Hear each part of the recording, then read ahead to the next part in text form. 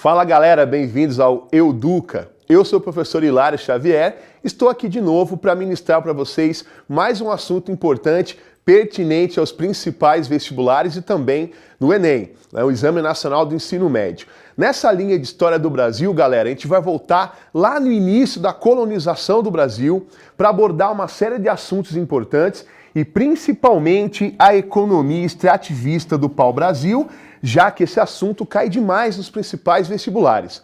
Olha só, você deve ter reparado aí em casa que eu numerei cada um dos tópicos da nossa aula, assim você vai poder colocar lá bonitinho. Número 1, o professor Hilário vai falar sobre os fatores do desinteresse português na colonização do Brasil.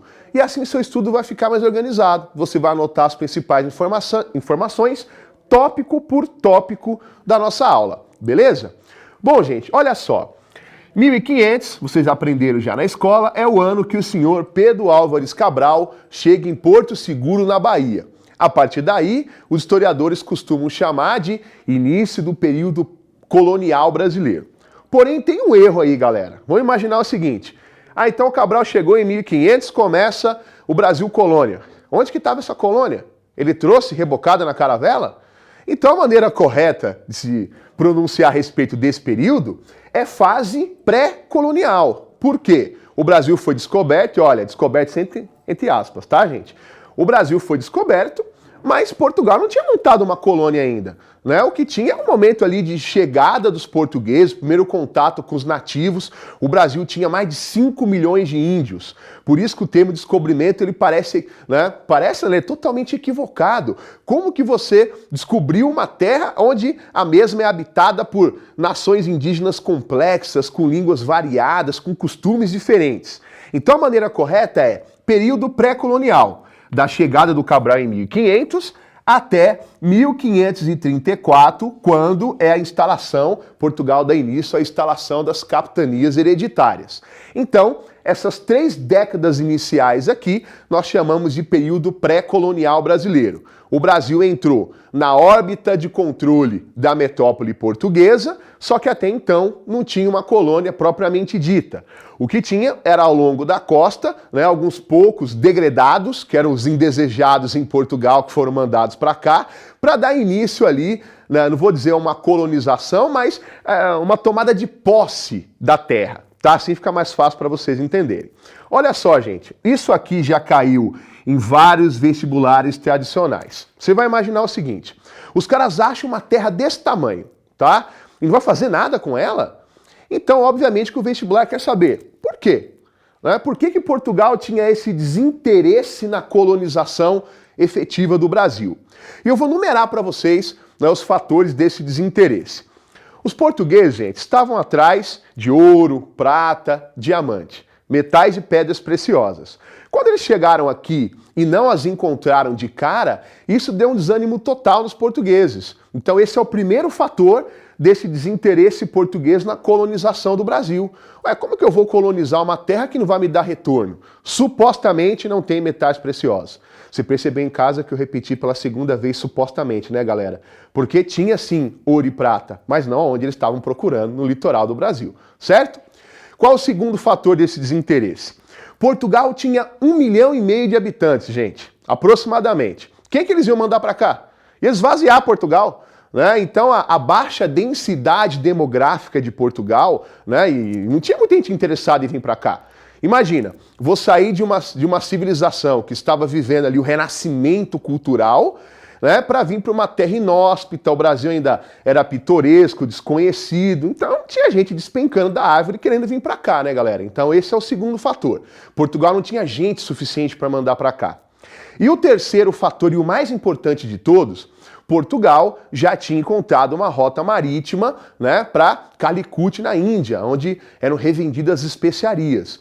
Então, para Portugal, parecia ser mais inteligente e lucrativo comercializar especiarias do que gastar dinheiro na colonização do Brasil. Beleza? Gravem esses 3 fatores. A suposta inexistência de metais preciosos, baixa densidade demográfica e o comércio de especiaria nas Índias era mais atrativo para os portugueses. Beleza, pessoal? Bom, isso não quer dizer que eles deixaram o Brasil totalmente largado. Eles tinham que achar alguma coisa de valor. E nem precisava procurar muito. né? A árvore que dá nome à nossa terra. Era encontrada em faixa litorânea, lá do Rio Grande do Sul até o Rio Grande do Norte, numa faixa imensa de Mata Atlântica, você encontraria a árvore que dá nome à nossa terra, né? O famoso pau-brasil, que os portugueses chamavam de pau de tinta. Não é uma árvore exclusiva apenas do Brasil. Em qualquer ilha do Oceano Atlântico, ela era facilmente encontrada, né? Você viu que eu falei sempre no passado, porque a árvore foi praticamente extinta. Tamanha a extração predatória. Então, os portugueses chamavam de pau de tinta porque eles, através da casca da árvore, eles fabricavam uma tinta de cor vermelha, né, que ao atingir os tecidos, era um tecido de cor extremamente procurado e valiosa na Europa. Era muito caro o tecido com vermelho pau-brasil, tá? Bom, essa economia do pau-brasil, gente, funcionava assim. Se você quisesse explorar pau-brasil, você precisava de uma autorização chamada estanco. Não vai confundir com escambo, daqui a pouquinho eu falo a diferença. Estanco era uma autorização que o rei de Portugal dava para quem quisesse explorar pau-brasil. Sabe quem foi o primeiro a receber? Fernando de Noronha, isso mesmo. Hoje, o nome dele nomeia uma das mais belas ilhas do litoral nordestino brasileiro. Tá? Ele era cristão novo, que era um judeu convertido, ele foi o primeiro a receber uma autorização real para explorar pau-brasil. Estanco é o nome dessa autorização. Bom, gente, você não imagina que os portugueses iam botar a mão na massa, derrubar as árvores, transportá-las para dentro das caravelas, né? Esse trabalho foi feito pelos nativos, pelos índios, né? Tem alguns livros didáticos, gente, que colocam que os índios foram escravizados para poder trabalhar para os portugueses na economia do pau-brasil. Isso é um equívoco, tá? Por quê?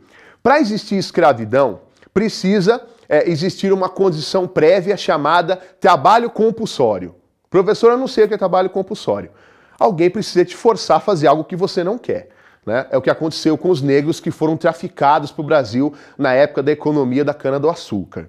Os índios, né, trabalharam em regime de escambo, foram ludibriados pelos portugueses. Né? Os portugueses entregavam bugigangas, presentinhos, espelho, machadinha, anzol, e os índios trabalhavam na derrubada, no transporte das toras, né, de pau-brasil para os portugueses em troca desses presentes, até então desconhecidos na cultura nativa. Né? Para eles era uma novidade.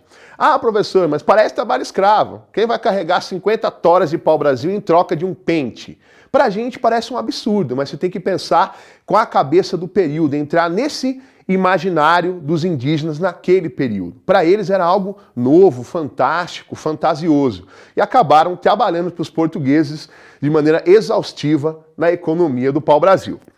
Conforme a árvore foi escasseando, galera, eles tinham que buscar no interior do território, né? E não dava tempo de derrubar a árvore, transportar até a praia, colocar na caravela. Então, os portugueses se deram o trabalho de construir, né, feitorias, que eram armazéns esparramados ao longo da costa. Esses armazéns serviam para estocar a madeira antes do seu envio para a metrópole Portugal. Beleza, galera? Então, quando o assunto é economia do pau-brasil, o que você vai gravar para mandar bem nos vestibulares e também no Enem? Estanco, uma autorização real, Portugal terceirizava o trabalho de extração do pau-brasil, certo? Escambo era o nome que se dava na relação de trabalho onde os portugueses entregavam presentes e bugigangas em troca do trabalho braçal indígena, beleza? E feitorias eram armazéns ao longo da costa onde os portugueses guardavam a madeira, né, ali protegida, bonitinha, antes do seu envio para a metrópole portuguesa. Só mais uma dica, galera. A economia do pau-brasil, ela é extrativista, porque os portugueses extraíram da natureza algo que aqui já existia previamente. Praticamente dizimaram com a árvore, acabaram com ela ao longo do litoral. E é uma atividade predatória. Estavam nem um pouco preocupados se ia acabar. Não existia essa coisa de sustentável ainda, olha, derrubei uma, plantei outra. Não existia isso. Eles estavam pensando em dinheiro, tá bom? Bom, gente, pouco a pouco, outros países começaram a se interessar pelo Brasil, né? Até porque o pau-brasil era realmente uma atividade lucrativa. Principalmente os franceses. Os franceses começaram a atacar o nosso litoral, faziam aliança com tribos rivais dos portugueses. Para se precaver, Portugal deu início às chamadas expedições guarda-costas. Eles começaram a enviar para cá caravelas armadas que tinham a função de tentar patrulhar o litoral brasileiro para afastar essa presença estrangeira. Pensa o seguinte, galera, mais de 8.000 quilômetros de praia, um dos maiores litorais do mundo. Imagina patrulhar isso com caravela. É claro que era uma tentativa de Portugal, vocês vão entender o meu exemplo do sorria, você está sendo filmado. A ideia era marcar presença, mostrar que a terra tinha dono, tá? Não tinha ido uma colonização efetiva, mas tinha dono. Portugal tentou afastar essa presença estrangeira, claro que essas expedições não lograram êxito, era muito difícil patrulhar um litoral tão grande.